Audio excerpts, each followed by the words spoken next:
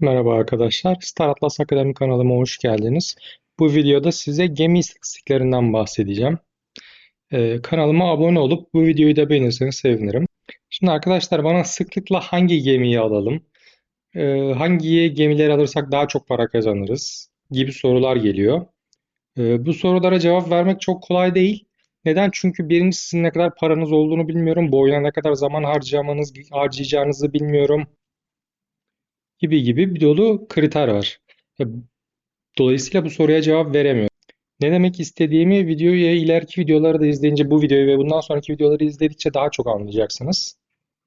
Şimdi artık bu videodan sonra hesaplama işlerine geçiyoruz arkadaşlar. Şimdi nasıl ki gerçek dünyada bir iş kuracağınız zaman onun gelirini, giderini ve günün sonunda size ne kadar para kalacağını hesaplıyorsanız burada da bu hesabı yapmanız lazım. Burada da bu hesabı yapabilmeniz için de bugün göstereceğim sayılara vakıf olmanız lazım. Şimdi mesela ön basitinden bir bakkal bile kuracak olsanız bugün ne yapıyorsunuz? Kiranızı hesaplıyorsunuz. İşte bir gün çikolata satacaksanız kaç tane o çikolatanın maliyetini hesaplıyorsunuz. Kaç tane çikolata satacağınızı tahmin etmeye çalışıyorsunuz. Hangi fiyattan satacağınızı, elektrik giderinizi, personel giderlerinizi hepsini hesaplayıp ona göre bir günün sonunda ne kadar para kalacağını hesaplıyorsunuz. Yani hesaplamıyorsanız da hesaplamanız lazım. Yani öyle gözünüz kapalı girmiyor olmanız lazım bu işlere. Ki batmayın diye. Dolayısıyla Star Atlas'ta gerçek hayatın bir sanal versiyonu olduğunu düşündüğümüz zaman bu hesaplamaları yapabilmeniz lazım. Ben de bu hesapları sizin yapabilmeniz için elimden geldiğince size yardımcı olacağım. Bana bu videonun altına da yorumlar yazıp bana sorular sorarsanız onları da cevaplayacağım. Şunu belirteyim, Excel bilmiyorsanız, Excel biliyor olmanız büyük bir artıdır. Bilmiyorsanız da size bir takım tool'lar bir takım araçlar göstereceğim nasıl kolaylıkla hesap yapabileceğinize dair. Ama günün sonunda Excel hesaplamasını bilin veya bilmeyin, buradaki ifadelerin ne demek olduğunu biliyor olmanız lazım. Ben bu videoda aslında bunu anlatacağım. Bu tablolarda gördüğünüz şeyin ne anlama geldiğini anlatacağım. Şimdi arkadaşlar bu dosya Star Atlas'ın bizimle paylaştığı dosya. Yani verinin ham hali. Şu link, ben bu linki de paylaşacağım size. Fakat böyle bakınca çok anlamak çok mümkün değil. Yani böyle büyük bir tablo bu. Bütün gemilerin tek tek verilerinin olduğu. Benim internete koyduğum şeyde Excel dosyasında bu bunu daha anlaşılabilir halde koyacağım oraya. Cümlem biraz kötü oldu, kusura bakmayın. Yani bu tabloyu kullanarak ben bu tabloyu daha kullanılır bir hale getirdim. Onu da internete koyacağım. O tablo da şu. Aynı veriler yeni ve şu tablo bazen güncelleniyor. Arada sırada bu verilerle oynuyorlar. Hatırlarsanız ilk videoda anlattım neden Star Atlas'a çok güveniyorumun altındaki ekonomi bölümünde şey demiştim. Adamların ekonomiyi yani Star Atlas'ın ekonomiyi düzeltmek için ellerinde çok fazla kriter var. Örneğin bunlardan herhangi birisiyle bir kere oynadım, küçücük bir değişiklik yaptığı zaman bir anda insanların stratejisini komple değiştirebilirsiniz. Örneğin mining rate dediğimiz işte bizim bir saniyede ne kadar kaynak kazanacağı bu geminin. Bunu 0.299 değil de 0.500 yaptığınız anda bir anda herkes bu gemiden almaya başlar.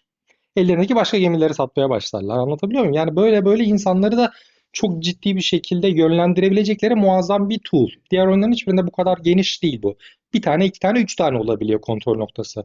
Bakın burada yüzlerce var.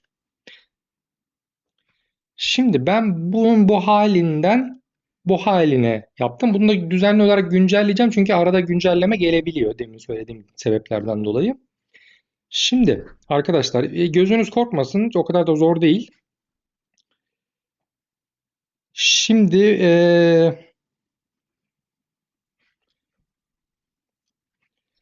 Şimdi örneğin şurada Fimbul Airbike. Bütün gemiler şurada. Burada gemileri sınıflarına göre ayırdım. Yani şurası işte şuraya kadar olan yer X small gemilerinin bulunduğu yer. Şu bölge X small, bu bölge small, bu bölge medium, bu bölge large, bu bölge capital, bu bölge commander, bu bölgede Titan gemilerinin olduğu yerler. Bu gemi sayısı işte ben bu videoyu çektiğim tarih itibariyle güncel. Fakat yeni daha gemiler eklenecek. Yeni gemi eklendikçe ben bunu buraya koyarım. Ee, Şimdi gemilerle ilgili bilmeniz gereken şey şu. Bakın şu Fimbul bu geminin üretici markası. Airbike da bunun modeli. Bakın Fimbul, Ecos, Unibomboy. Bu da bu üreticinin başka bir gemisi.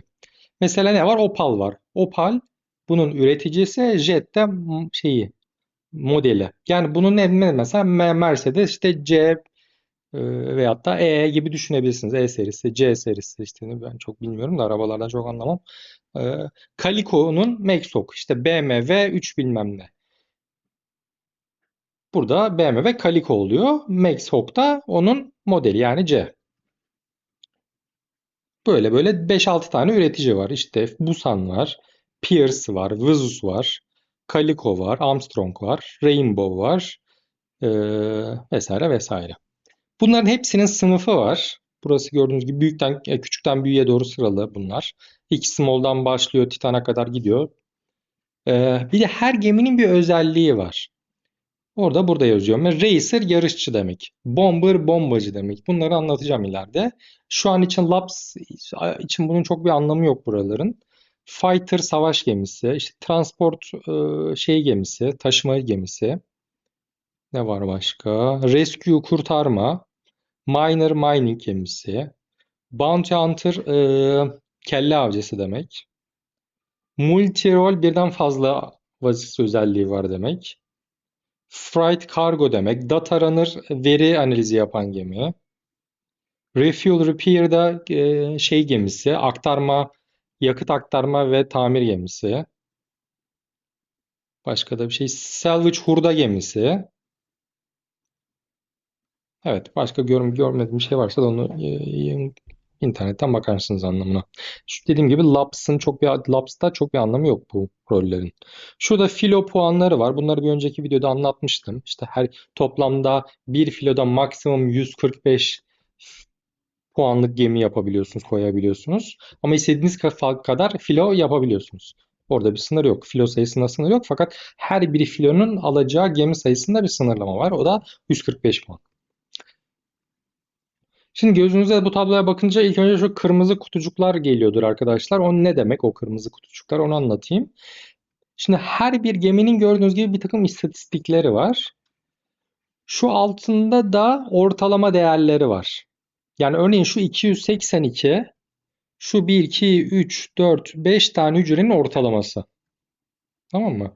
İşte kargo kapasitesi bu 5 tane XX small geminin kargo kapasitesinin ortalaması 282'ymiş. Tamam mı?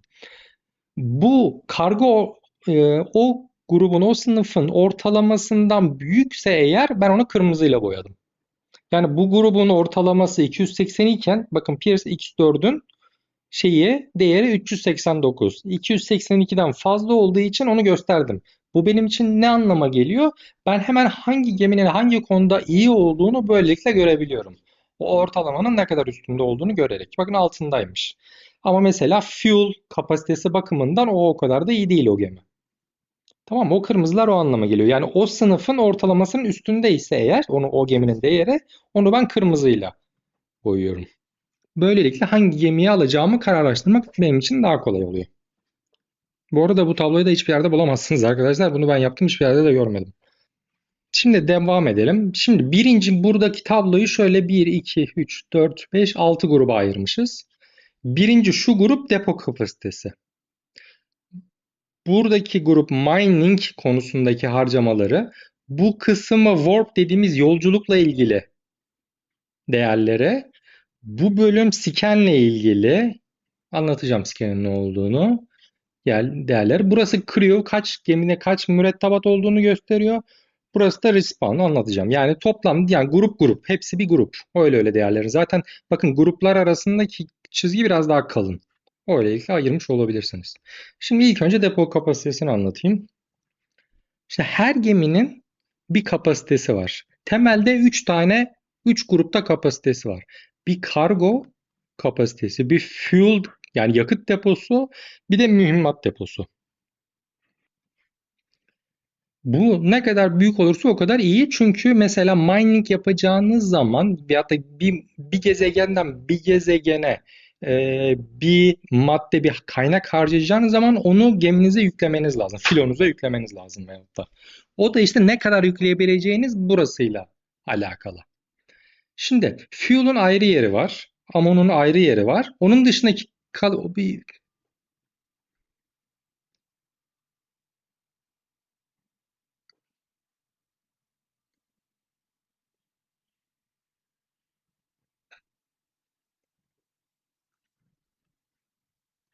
örneğin bakın şu hangi gemi var mesela Fimbul Bios Packlite. Bu gemi freight yani kargo gemisi. Bak çok belli kargo istatistikleri büyük zaten. Bu 45.000 alıyor. Bakın bunun ortalaması tüm medium'ların ortalaması 22.368 iken bu 45.000 alıyor kargo gemisi. Fuel'u da çok alıyor gördüğünüz gibi. Bu savaş gemisi olmadığı için ammo hiç almıyor. Bunlar da mesela savaş gemisi olduğu için ammo çok alıyor ama kargo kapasiteleri çok sınırlı. Şimdi henüz Labs'ta savaş olmadığı için bunun çok anlamı yokmuş gibi gözükebilir ama savaş olduğu zaman bu ammo önemli hale gelecek. Depo kapasitesi bu arkadaşlar. Depo kapasitesi neden önemli? Bir de şu açıdan önemli. Mesela bir gezegene gittiniz, orada kaynak çıkarttınız. O çıkarttığınız kaynakları gezegene satabilmek için CSS'e geri götürmeniz lazım. Götürebileceğiniz kapasite de sizin şeyinizle alakalı, kargo kapasitenizle alakalı. E, Diyelim ki 100 birim ürettiniz ama kapasiteniz 50. O zaman onu CSS'e bıraktıktan sonra bir daha gidip bir daha almanız lazım. Bunların hepsi zaman ve fuel harcamanıza sebep olacak. Dolayısıyla Laps'ın şu sürümü için aslında en önemli şeylerden bir tanesi kargo kapasitesi, fuel kapasitesi, ammo kapasitesi. Bunların hep kapasite çok önemli. Zaten Laps devreye girdikten sonra kargo gemilerin, bakın şu söylediğim gemilerin Pack Light, işte efendime söyleyeyim R8, nerede R8? Şu Pierce R8, ondan sonra Rainbow Ark. Bunlar hep freight işte yani taşımacılık gemileri. Bunların fiyatları bir anda arttı. Çünkü kaynağı çıkartıyorsun, eyvallah, dert yok, problem yok ama onu bir işe yaraması için CSS'e geri götürmen lazım. Habire sefer yapman gerekiyor eğer kargo kapasiten küçükse. O da fuel harcıyor ve zaman harcıyor. Evet, depo kapasitesi bu kadar arkadaşlar. Kafanıza takılan şeyleri aşağıya yorumlara yazarsınız. Şimdi gelelim mining'e. Şimdi mining şey demek, kaynak çıkartma. Gezegenden veyahut da işte planetten, asteroitten kaynak çıkartma. Kaynak çıkartmak için iki tane mining yapabilmek için iki tane tüketiminiz oluyor. Birisi food harcamanız oluyor, ikincisi de ammo harcamanız oluyor. Yani deponuzda bunlar olduğu sürece mining yapabiliyorsunuz. Bu da bunların tüketim masrafları. Bakın burada bazıları kırmızı. Bu kırmızı olanlar da kaynak olduğu için bu sefer ortalamadan düşük olanlar kırmızıyla işaretlenmiş. Çünkü düşük olması iyi bir şey bu sefer mining'de. Çünkü her bir saniyede bu gemi mesela bunların hepsi 0.16'ymış ama bakın şu Calico Scout bir saniyede 0,016 food harcıyor. Bunun ortalaması, bu iki small gemilerin ortalaması 0,03. Bu bundan aşağı olduğu için bu bakımdan iyi. Tamam mı? Yani burada düşük olması iyi. Burada da mesela bunun ortalaması 46 ama 42. Yani burada da bunlar iyi. Şu kırmızılar iyi. Bir saniyede harcadıkları food miktarı. Mining yaparken bir saniyede harcadıkları ammo miktarı. Mining oranı da hangi malzemeyi kazıyorsanız bir saniyede o kadar kaynak üretiyorsunuz. Yani bu deponuz dolu olduğu sürece, mining işlemi yaptığınız sürece bir saniye hidrojense eğer o gezegende kazdığınız şey 0,371. Bir saniyede 0,371 o kaynaktan getiriyor demek. Tabii burada bir de richness ve hardness diye bir şey var. Bazı kaynakların zorluk derecesi ve zenginlik dereceleri var. Onları ileride anlatacağım. O da bunu etkileyen bir faktör. Yani o kaynak orada mesela o gezegende çok fazla yok. Veyahut da o hardness çok zor mesela o gezegende o kaynağı üretmek. Diyelim ki zorluk derecesi 2 ise eğer bunun yarısı kadar üretim yapabiliyorsunuz. Onları anlatacağım ileride. Şimdi mining de bu arkadaşlar. Gelelim yolculuk kısmına. Warp dediği yolculuk. Şimdi warp neden önemli? Bu da işte gezegenler arasında yolculuk yapabilmeniz için warp yapmanız lazım. Warp da fuel harcıyor. Yakıt harcıyor. Yani gerçek hayattaki gibi bir A noktasından B noktasına giderken arabanız yakıt harcıyor. Şimdi daha önce söylemiştim, warp iki türlü yapılıyor. Bir tanesi subwarp, Bir tanesi normal warp. Şimdi subwarp çok daha yavaş ama çok daha uzun mesafeye gidebiliyor ve çok daha az maliyetli. Warp da çok hızlı gidiyor fakat maliyeti yüksek. Bakın bu gemilerin mesela işte şuna bakalım. Pierce R6 gemisi. Bu gemi subwarp'la 1 saniyede 0,0064 AU gidiyormuş. AU'yu daha önceki videolarda mesafe hesaplama gibi videolarımda anlatmıştım. Bakın 1 saniyede 0,0064 gidiyor. Demek ki bu gemi 1 AU'yu 2 dakika 36 saniyede geçiyor. Subwarp yaparak. Warp'ta nasıl? Warp'ta gemiler arasında hiçbir hız farkı yok. Hepsinin hızı 1 saniyede 0,1 AU geçiyor. Yani 1 AU'yu geçmesi 10 saniye sürüyor. Bakın aradaki farka bakın. 1 saniye Warp'la giderseniz 1 saniyede Warp'la giderseniz pardon yanlış söyledim. 1 AU'yu 10 saniyede geçiyorsunuz. Burada 1 AU'yu 3 dakika 12 saniye mesela şu. Mesela şu 1 AU'yu 4 dakika 16 saniyede geçiyor bu. Ama AU'yla Warp'la 1 AU'yu 10 saniyede geçiyor. Ne kadar hızlı. Şimdi şu maksimum uzaklık ne? Bu maksimum uzaklık da o geminin tek seferde bir kere gitti dedin yani ne kadar menzili var onu gösteriyor. Mesela bu geminin Warp'la giderken menzili en fazla 1,75 AU. Tamam mı? O bir yuvarlak şeklinde 1,75 gidebiliyor. Mesela gemiler büyüdükçe bu daha da uzuyor. Warp'la 11,5 AU mesafeye kadar gidebiliyor. Oraya gidip ondan sonra bir daha warp yapmanız lazım. Yani bir daha yapmanız lazım. Subwarp'ta böyle bir problem yok. Subwarp çok yavaş ama bunun maksimum uzaklık diye bir şey yok. Bir yerden en köşeye kadar gidebilir yakıtı olduğu sürece. Tamam, onun bir maksimum şeyi yok. Maksimum uzaklığı yok Subwarp'un. Ama Warp'un var. Warp soğuması ne?